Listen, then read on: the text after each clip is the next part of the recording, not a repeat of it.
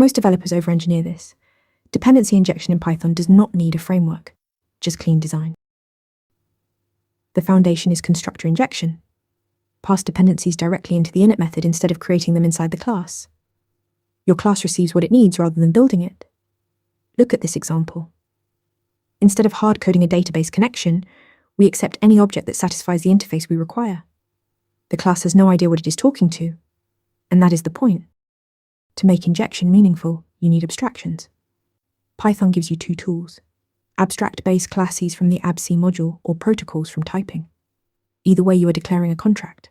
I need something with a getUser method, without tying yourself to any concrete class. Structural subtyping via protocol means any object that has the right shape satisfies the dependency automatically. The composition root ties it all together. A single factory function creates your concrete implementations and wires them up, returning a fully configured root object.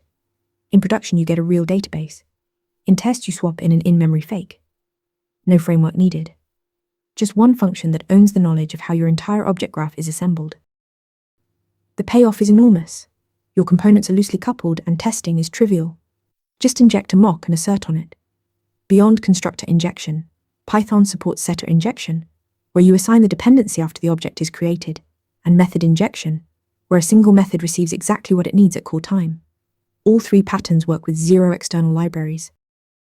Dependency injection without a framework. Define your abstractions, inject via the constructor, and wire everything in a factory. Do this and your code will be testable, flexible, and production ready.